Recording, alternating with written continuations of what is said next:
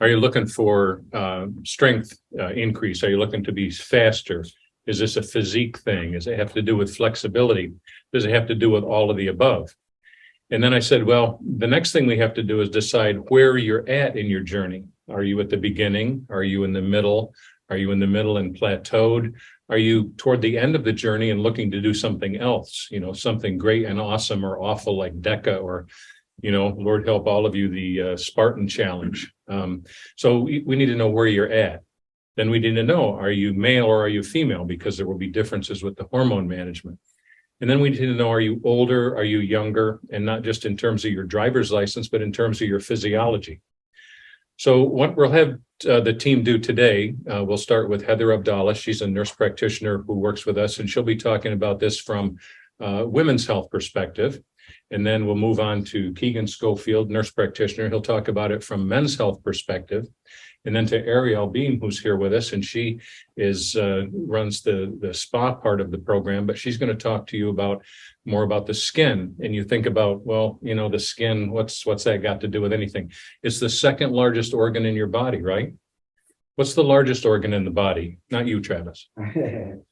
The largest organ is your endothelium, the lining of your blood vessels. If you take out all of that and you spread it out, it's the size of a football field. It's a full acre. And that's the organ that we need to target when we talk about your hormones. And then at the end, I'll sort of sum it up and talk to you about some of the specific hormones that we can talk to you about. And we'll go from there. So with no further blockage, Heather, go ahead. Hi, everyone. I'm Heather. So what I offer, along with Dr. Cilip, is hormone replacement therapy specific to females. So if you're perimenopausal or postmenopausal age, a lot of times what that does to your body physiologically is as your estrogen levels kind of plummet, that causes your body to want to hold on to fat, especially around the abdomen. That's where estrogen is produced. So that sometimes counteracts what you're doing. It also kind of increases your cravings for carbohydrates and things like that. So in addition to hormone replacement, we use bioidentical hormones. We could do testing and treat by your symptoms to kind of help ease some of those unpleasant symptoms that come along with that change our bodies go through with menopause. And then also the weight management program, there's a few different options for medications that can be very helpful as well with that, for you to reach your goal weight, in addition to what you're already doing with Travis and exercising. But we can also help with diet, with any, not specific diet recommendations, but kind of help with that accountability and coaching and metabolic testing and making sure you're eating adequate calories. And if anybody has any questions about their macronutrients, we can give some support and help with that as well. So does anyone have any questions specifically about a hormone replacement or? Yeah, and if you do have questions, we're going to leave a lot of the time for you. It's not like we just came to talk. We're going to talk for a little bit, and then we're going to listen and can go over the questions that anybody has. And we'll also give you a way that you can contact us if you have questions related to this afterwards. So, thanks. If I could, I'll just kick us off. It's kind of taboo in men's health to talk about testosterone. If you're talking about testosterone, you're talking about Arnold Schwarzenegger taking steroids, but it's funny because women, if they need estrogen therapy, that's okay, right? What are some of the health benefits for a man let's say, first, what's some of the side effects for a man whose testosterone has gone down, and what's some of the health benefits for somebody that do hormone balancing to get it to proper levels? Did you hear that question? I don't know if maybe I should stand closer to the mic.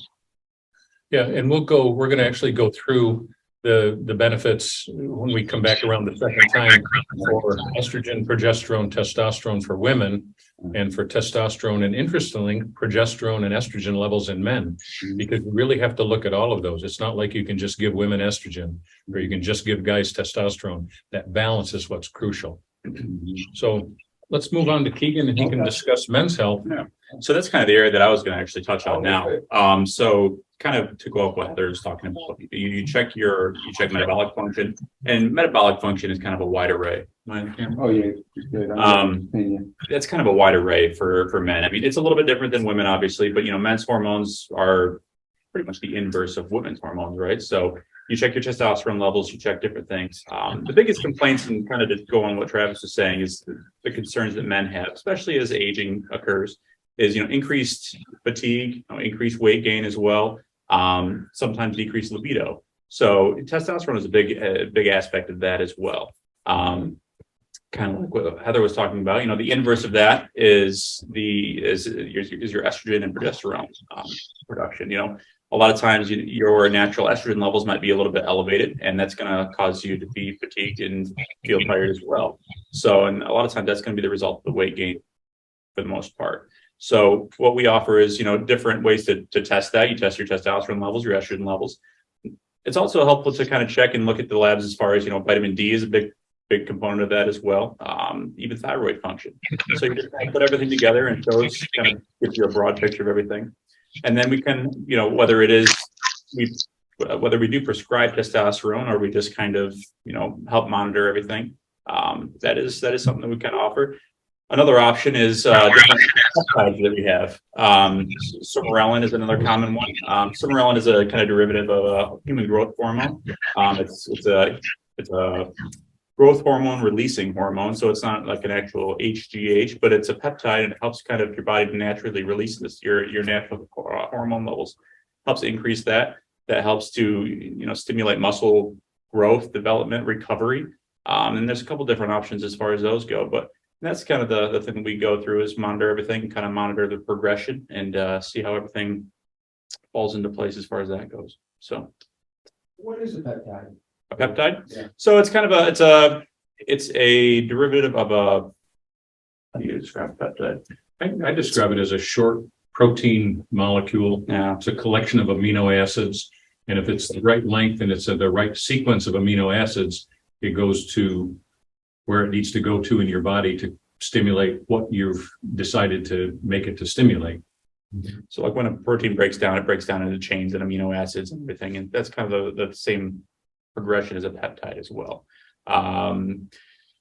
The sermorelin that I mentioned, that doesn't necessarily increase your testosterone level. It increases your human growth hormone levels, which will help kind of with a lot of different things.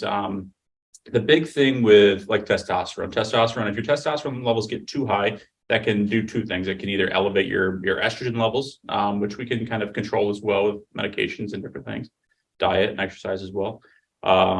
A lot of times, if you decrease your estrogen levels too much while on testosterone, sometimes it can impact your ligaments, your joints.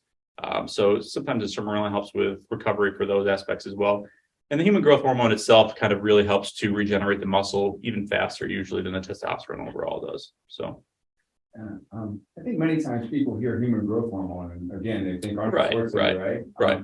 But some of the benefits of human growth hormone for men and women. Yeah, I mean, mostly the recovery, it is muscle building as well, but at the same time, we're not in the business of trying to make you look like Arnold Schwarzenegger, right? We're more or less, this is going to be optimizing your performance. And like Dr. Cilip mentioned, kind of trying to execute what your goals are overall. And we can kind of control those levels and move around and kind of see what work with you as an individual versus kind of as a broad spectrum. I know when I've seen those Cenogenics clinics, that it's very popular for the anti-aging clinics to be prescribing human growth hormone. Like, why is that? Like, what kind of effects does it have on your body for anti-aging? So, aside from the muscles and joints, it's a big factor for your skin too, which Ariel will be able to kind of talk about too. It really helps kind of increase your elasticity, increase your overall metabolism, and the breakdown of all the nutrients that you consume. So we have a few different lasers that can help achieve your skincare goals if you have those, especially after losing weight. And if you want to like tighten your skin a little bit, we have lasers that can help with cellulite, overall, just resurfacing the skin. So I just kind of try to make them a bit more organized on here. All right, it was when I moved the bar. Now I got to click back on it for you. Try it again. There we go. We even have a laser hair removal machine if that's one of your concerns too. It's with a diode laser. After a few treatments, it can help with unwanted hair growth. We have the skin tightening laser. Again, after a few treatments, it can help with skin laxity, cellulite reduction, body contouring. And then, of course, we offer anti-wrinkle injections too. Temporarily helps with reducing lines and maybe in your forehead, scowl lines, crow's feet, can even help with slimming your face by injecting into the masseter muscle. That's just an option too.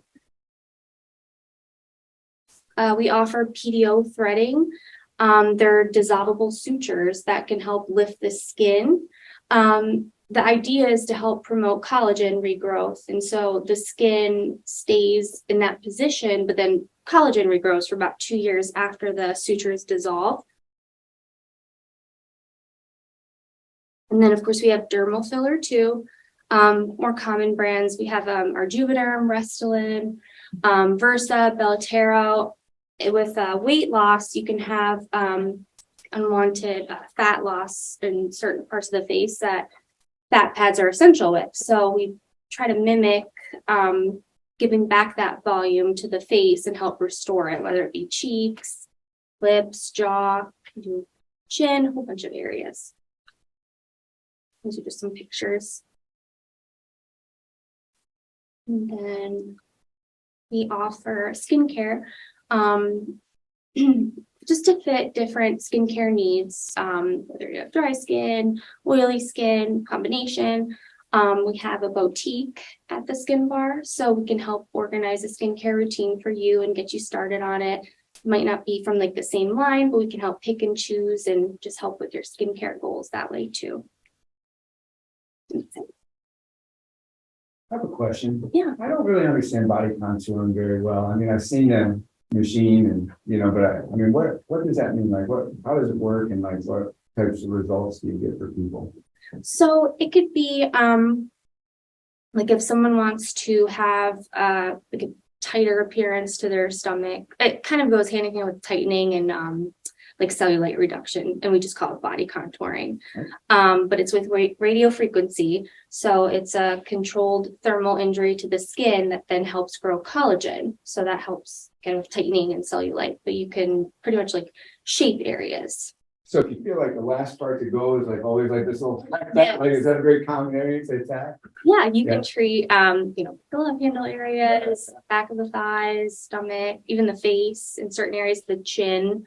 And it takes a few treatments, but then you kind of just go for yearly maintenance or every couple months. It kind of just depends on your goals. And also, if you get those age spots, I guess comes with age, I'm starting to get like a tense age spots, right? Like you guys help get rid of those too? Yes, Yeah. we do. So we have an IPL machine and an intense pulse laser machine. And then also the nanofractional can help with certain areas of hyperpigmentation too. And it's basically a laser that helps with either red coloring or red coloring to the face or body. And it can help reduce those Oh, you're colors. saying the laser's red, or like if it's red on your face? Yeah, red on your face. So if there's like broken capillaries or like little veins, or just redness, pigment, sometimes with rosacea, that's a common concern. So we could treat that with IPL. With the hair removal, the laser hair removal, like what is the main, like how many times do you go like in the beginning, and then like what is maintenance to get to like that? Yeah, so it's about 6 to 8 treatments spaced out 4 to 6 weeks in between. And then maintenance can be once every couple months. It also just depends on your hair growth, the type, color, so many different things. But to get you started, that's usually the beginning. And then you kind of can purchase packages or just like refreshing treatments. All right, so what I want to do, and we'll go back to the different members of the team when you have questions specifically for them, but I want to kind of summarize it. What happens if you call me? What happens if you show up in my office? The first thing I do is sit down and say, who are you? Why are you here? What do you want? How can we help? And if you say, for instance, I need to lose weight. Okay, so I can do three things for you. I can help you control your appetite. And sometimes that's easy, sometimes that's harder. Number two, I can give you advice on what to eat. I don't really have to do that. You've figured that out. By the time you walk in my door, you know as much about what diet you need to eat as I do, or you read it on Google or someplace. And then the third thing I say is, I can analyze and check your metabolism, because that's what you can't do. You can't know your own thyroid hormone levels. You can't know your own sex hormone levels. You don't know whether or not you're insulin resistant. And many times I don't know until we do the actual labs. I will tell you that 85% of our clients have a thyroid issue, and they've been told by their doctors, you don't have a problem with a thyroid. But that is equivalent to somebody walking in here and saying to Travis, I don't really need to come to Journey because I'm in good shape. When I met Travis with one of his first presentations, what he talked about was getting into functional fitness level of health so that you could lift your suitcase over your head and put it into the rack on the airplane. And I was like, oh, went someplace a couple of weeks ago and that was kind of hard. Mm-hmm. And, I think at the end of my second year at Journey, I was able to pull two off at once and set them down without looking clumsy or making a mess in the aisle. So the functional fitness and functional medicine, there's a balance there. Okay. Yeah, your thyroid levels may be normal, but if they're not optimal and you're not losing weight, you have to fix that. And it's the same with estrogen and progesterone and testosterone and all that other stuff.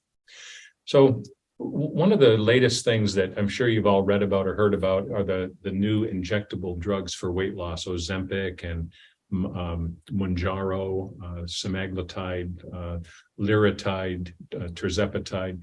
And just as an example of what we do, I want to talk to you about how those work, because those are peptides. We're talking about peptides today. Those are peptides, little chains of amino acids that go someplace in your body and do something. Okay. And they can be, they're all things that can be found within your body.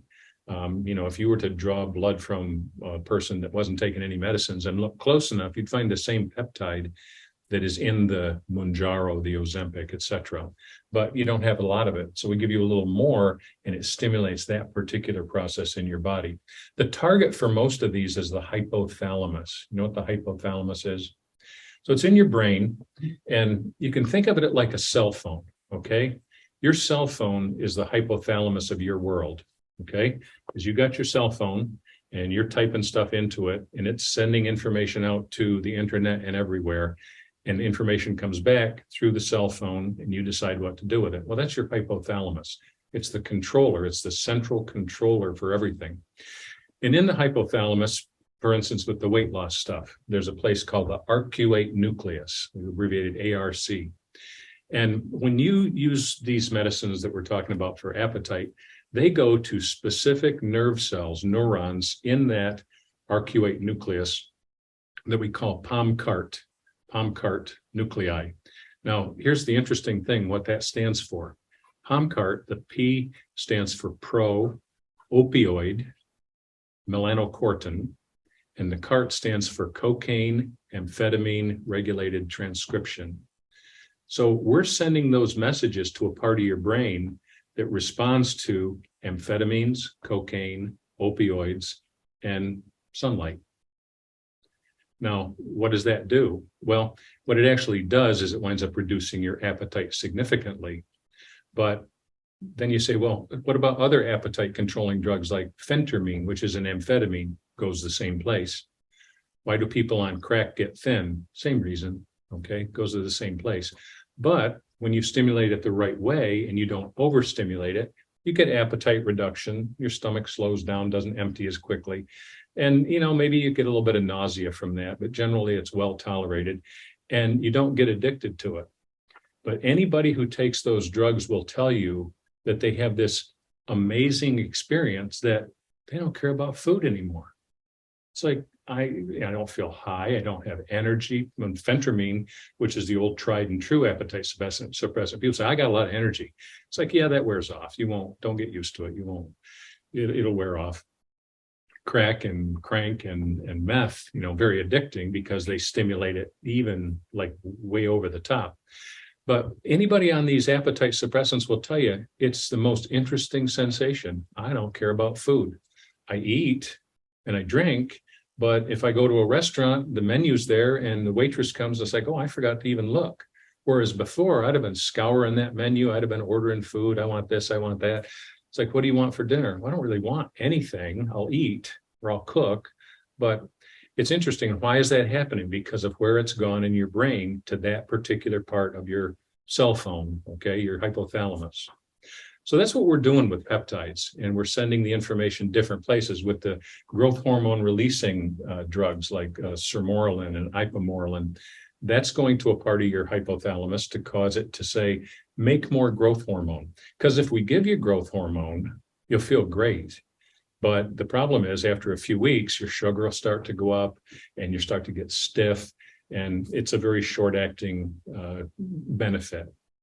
So you have to regulate it and do it sequentially. So maybe 4 weeks on, 2 weeks off, 4 weeks. Well, that's kind of a bad thing to do if you're like taking it to the point that you're having bad side effects and then quitting. We don't like to do that.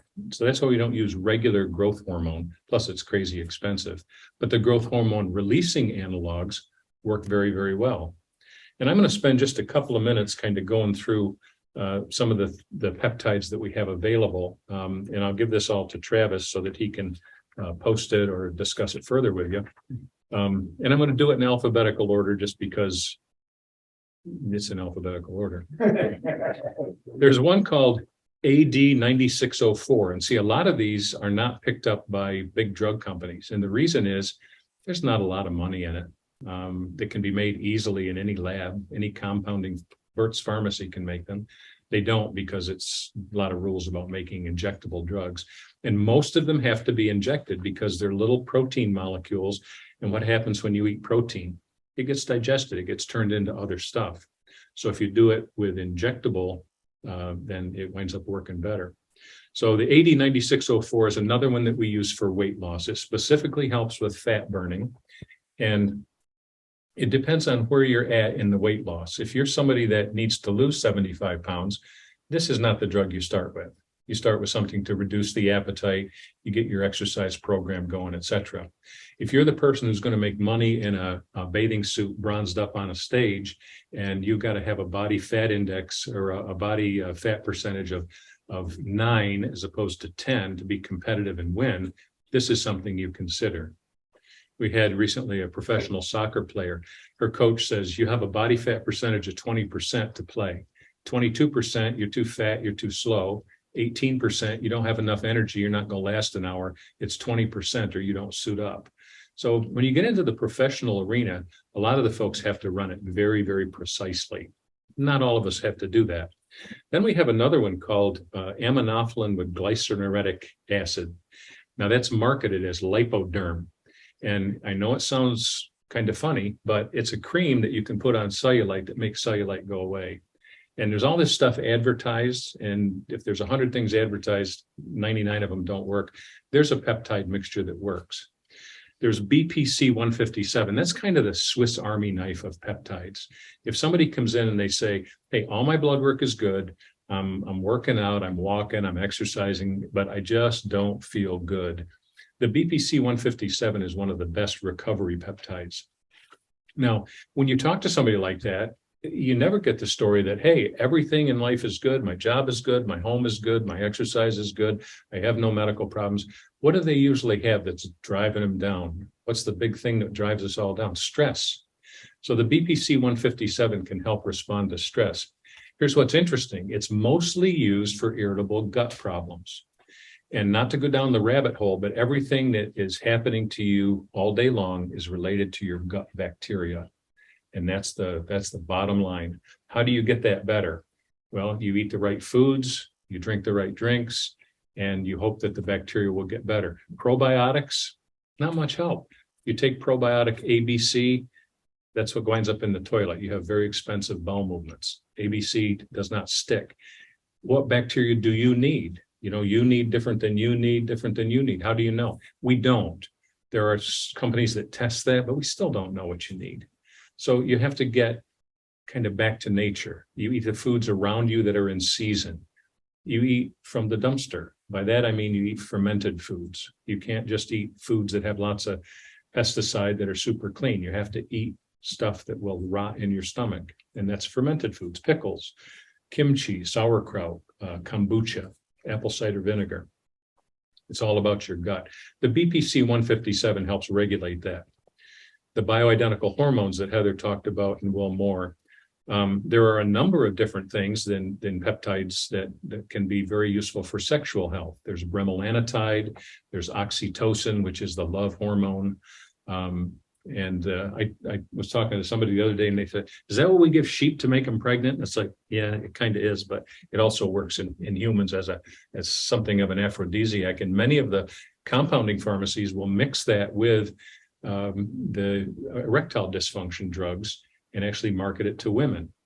And it works. Now, your family doctor doesn't know about that probably yet, but there are ways that you can make that work. Collagen. Collagen is another peptide, right? It's just a protein. And collagen is phenomenally important for the skin. And you can buy collagen that's crazy expensive, or you can go down to the drugstore or the grocery store and buy Knox gelatin. It's the same stuff. Collagen that's in pill form, maybe a little more digestible, but Knox gelatin works just great. And if you say, well, I don't like the way my face looks, I don't like this. First, you got to get collagen. We can help you a lot with the injections, etc. But you got to help you dietarily with the collagen. We use DHEA, as Keegan mentioned, to help boost testosterone levels in men and women when you don't actually have to use the compound, when you don't actually have to use testosterone. There's a cream that we use called GHK with copper for the skin. Brightens the skin, tightens the skin. There's insulin growth factor, which is extremely expensive, and you rarely have to use it because you can make the IGF come up with growth hormone.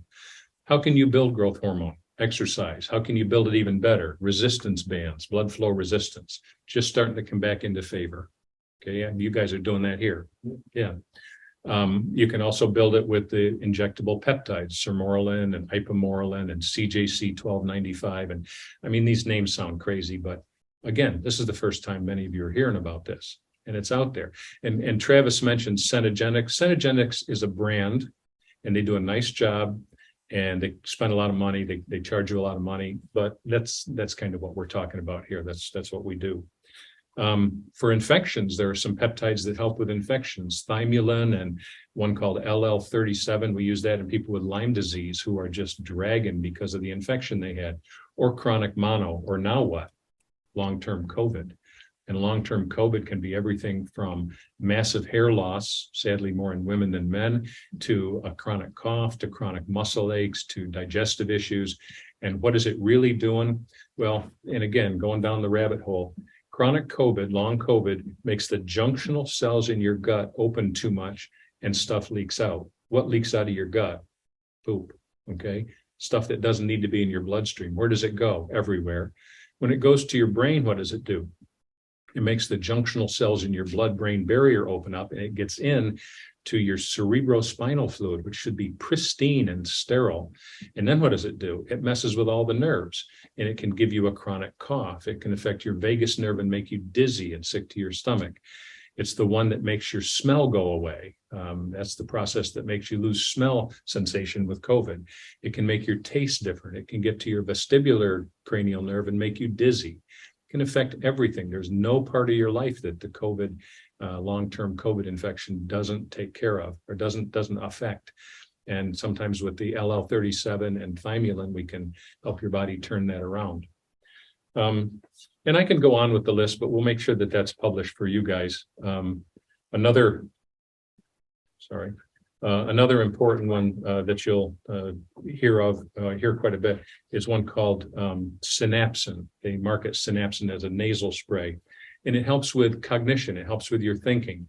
There's some thoughts that some of the peptides can actually slow the progression of Alzheimer's. Way too early to make that claim, but people who use synapsin because they have this mental fog from whatever, usually some sort of a long-term infection and a gut imbalance, they get better.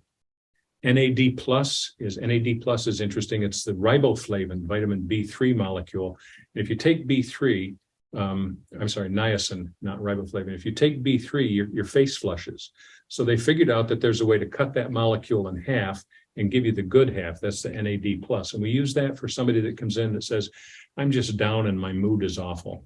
You know, today's economy, today's crazy world, the NAD plus, they're usually emailing me within 2 weeks saying, hey, this is making me a lot better. How long do I have to do this? And the answer is, I don't know. Do it for a few weeks and see how you do. Life will get better.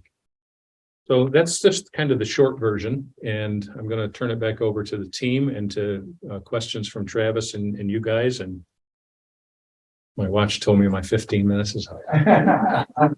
Oh, good times. I'll just kick it off because there was a peptide that I have the advantage of being able to have some side conversations with you, and telomeres have to do with the long, pretty definitive how long you're going to live, right? I mean, there's a strong connection there, and you can speak more on that. But there's even a peptide that helps with that. Can you explain a little bit about that one? Telomere length. The telomeres are the little hair-like projections on the end of your DNA, and if they get really, really too long, or if they're really, really too short, that's bad for you in terms of overall health and even life expectancy. And it's certainly too early to say that if you can change telomere length, you can change how long somebody lives. What we do know is that people who are able to live really, really old and stay really, really healthy will have telomeres of a certain length, and people who are really, really not very healthy and don't last as long have it of a different length. But what we can't say for sure is if you change that, then you'll be the one that lives to be 100. But there are peptides that actually help with changing the way that the telomerase, which is the enzyme that breaks telomeres down, works. And again, too early to say that, that's going to make the difference. In 20 years, we'll know, because it's now starting to be used more widely. So in 20 years, we'll know that, hey, the people that started this stuff when they were 50, 55, wound up at 85, doing much better. So it's still kind of an intuition thing that, this ought to be good for what ails you, but it's a little early. So. Do we have some questions? I've got more than one. So my first question is that the mainstream media has done a great job scaring postmenopausal women from using HRT. Is there something that a layperson can read with appropriate citations for the type of HRT that you offer? I'd love to get rid of visceral fat around my belly and not willing to get cancer to do it. I'm sorry, I didn't hear the question. Can you repeat that? Or maybe Travis can, or Dr. Cilip. The question was, is there a good resource for women to read or look at that will talk about the relative safety and benefit of hormone therapy, because the goal is to get rid of visceral fat and feel better, but not to have much of a cancer risk. And I think the article I just sent to the team a couple of days ago probably addresses that the best. Yeah, that is definitely something we look at.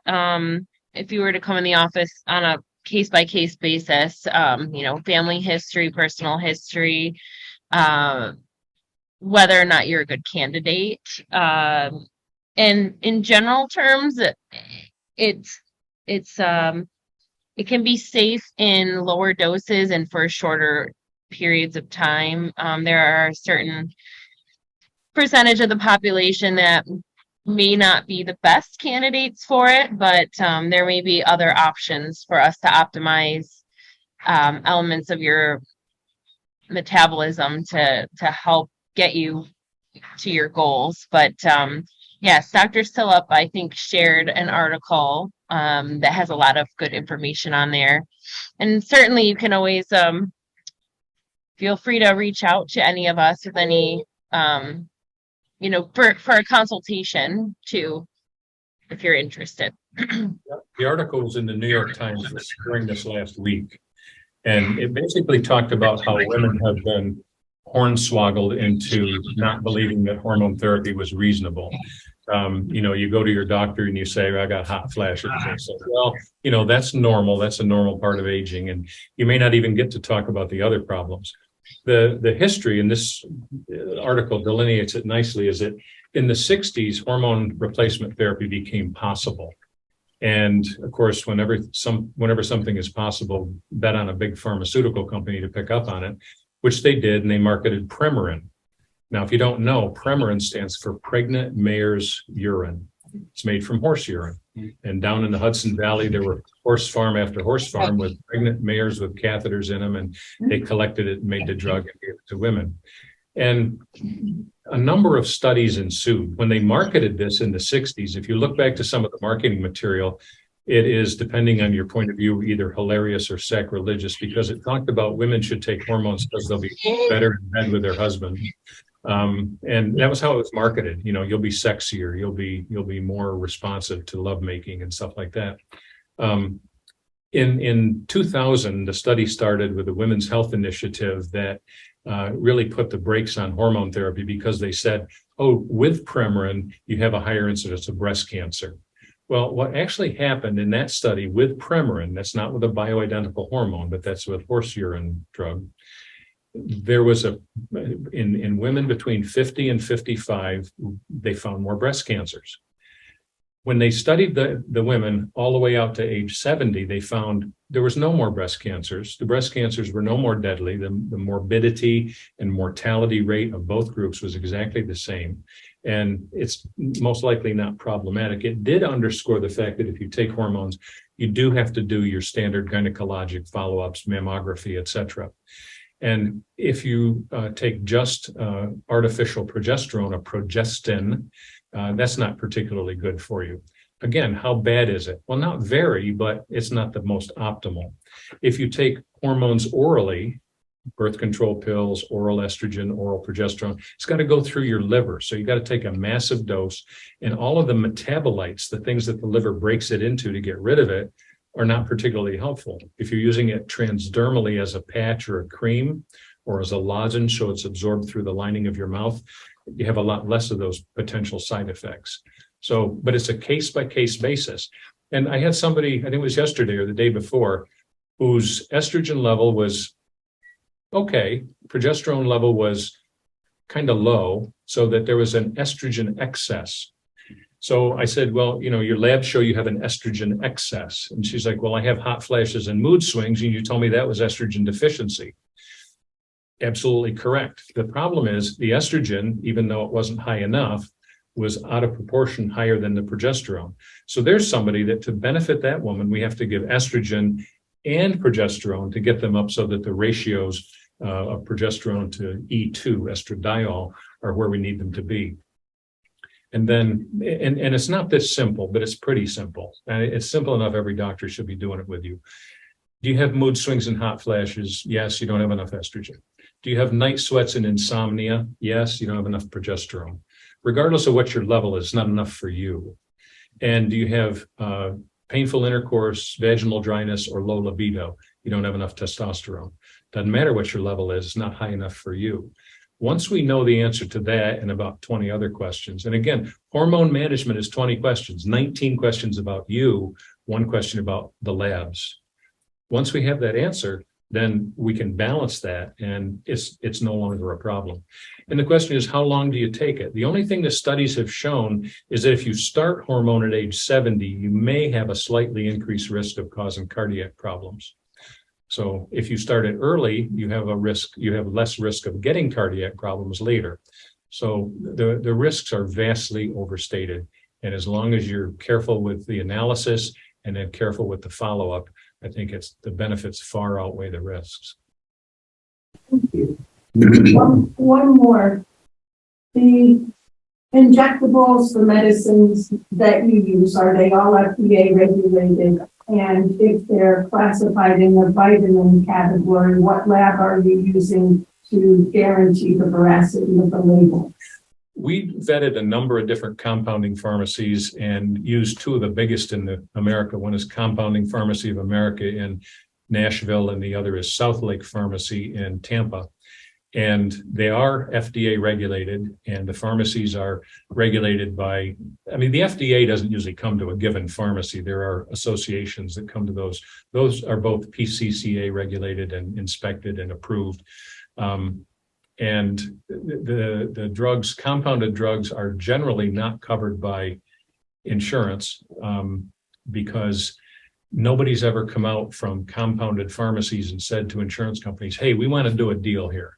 You know, we'll do the following with you. So, and the cost is not ridiculous. You know, it's not like you're spending, you know, thousands. I suppose you could spend $1,000 a month, but nobody does. Thank you. Questions? Question, to get the process started, and if I missed it in the beginning, I found it affiliated with Guthrie? For you folks? No. No, we're. Okay. Yeah, we're private. We work very closely with Guthrie and as well as with Arnett and the University of Rochester. And at any point in time, we probably have more patients hospitalized at the Cleveland Clinic and Sloan Kettering than we do any place else, because we don't have to go in a specific direction. We go where we can let people go where the best is. To get the process started with you, would, I guess, for let's say myself, what I would want is a tailored plan that you folks do. And is any of this covered by insurance if you referred by? It's all covered by insurance. The only part that wouldn't be, and I can't speak to your insurance, generally the lab work is all covered because you do that at Guthrie or Arnett or through Quest, whatever your insurance tells you to do. The compounded peptide medicines are generally not covered by insurance, but if you have an HSA, you can have the HSA cover it. We just write a letter for that. If we do testosterone replacement, you get that at the local pharmacy, that's covered. Estrogen, progesterone, if you take it in oral form or in the patches that you can buy at the pharmacy, your insurance generally covers that. If we compound blends of it and you get it at Burt's Pharmacy or another pharmacy that we send away for, that's not covered by insurance. So the process started with you to contact you when someone would meet with you. I guess before you get there, you want to write down some of your goals, your health goals. Your goals, your symptoms. Yeah. Yeah. So to start the process, yeah, you would come in, contact the office. I would say exactly what you said. I would write down you figure out your goals, but you write them down and you just, have a rough idea of what you're looking for. And then come in, and then, we sit down with you, just kind of for an initial consult, go over everything, figure out what you're looking for and how we can help. Then, like you mentioned, we'll get some lab work, any other testing that might be necessary. I know I think we touched on it for a second, but thyroid is a really big function, a portion of what's going on with your body too, depending on what symptoms you have. So we have the ability to ultrasound you there and kind of take a look and see as far as how your thyroid is functioning, as well as other major organs and body functions. And then from there, we just kind of, like you said, individually tailor a plan and go from there. Will Guthrie send you our images of our thyroid? We do have access to Guthrie, so we can get right in the Guthrie records and Guthrie system. Like I said, we're private, but we do work in kind of partnership with all of the major health organizations around. And again, this concept for a lot of you is new. Travis mentioned Cenegenics. I've had patients who have gone to Cenegenics and paid the, I think, $4,000 consult fee. And they come back and say, well, they want me to do this. And you just said do this. It's like, yeah, you don't have to be like super aggressive necessarily. Our skincare program, what we do with cosmetic fillers and Botox, the criticism we'll hear is, oh, we don't do as much as the Rochester people do. It's like, yeah, but we'll work you up to that gradually. It's not like we want you to come in there once and spend $1 zillion and then go, oh, I didn't need all that. So yes, with hormone management, with everything else that we do, we're conservative and we partner with you. It's not not there to sell you stuff. It's there to partner with you and get your health where you want it to be.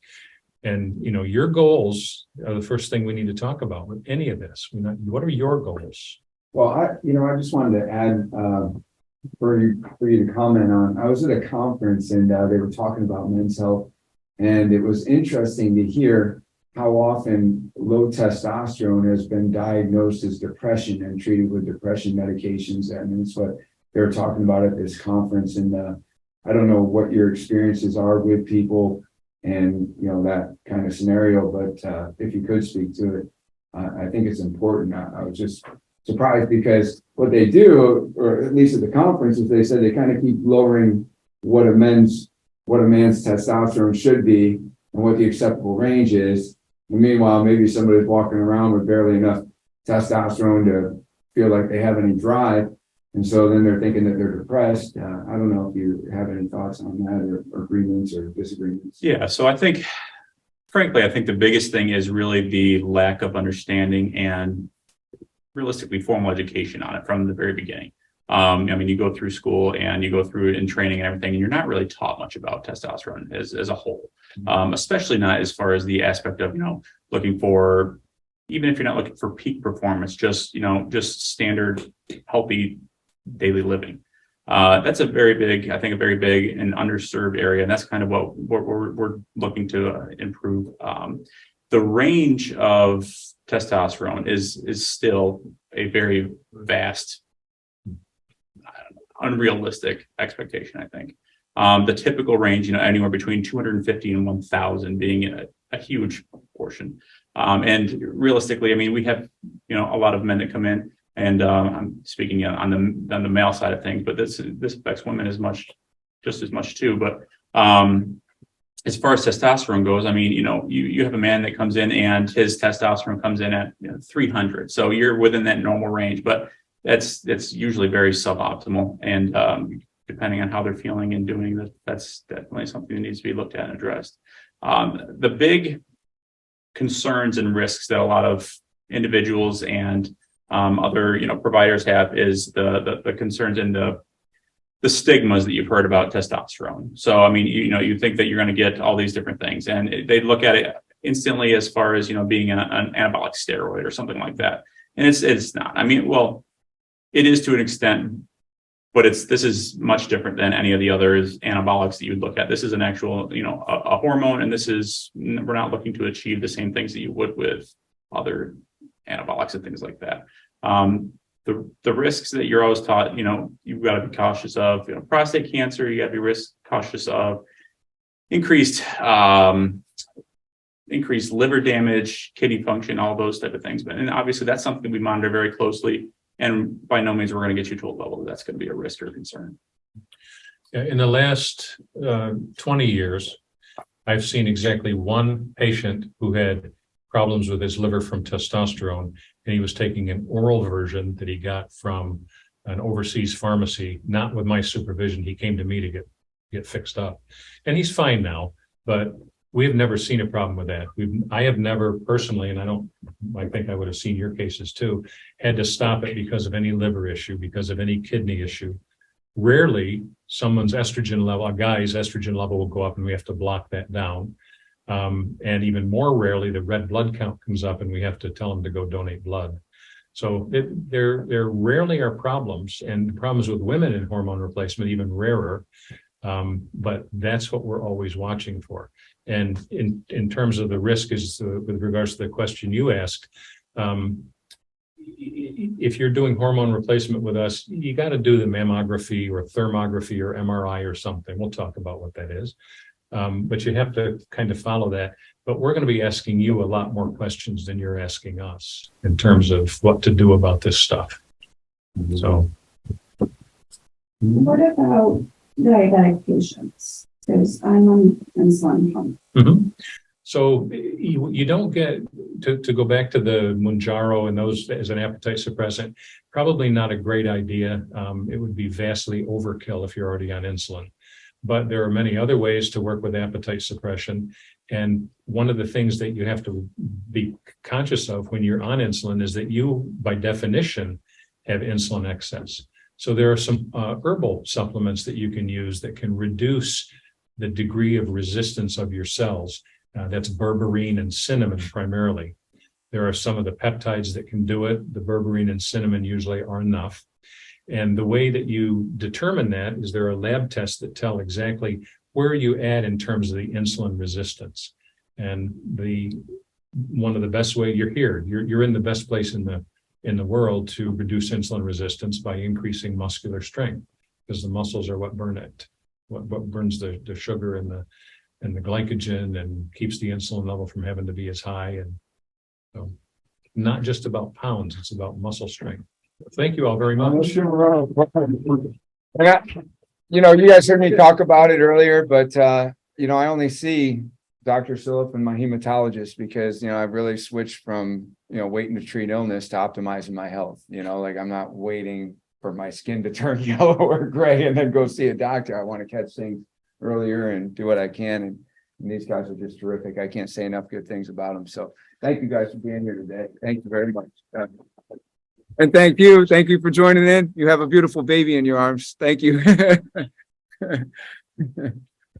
Thank you. It's nice meeting everybody.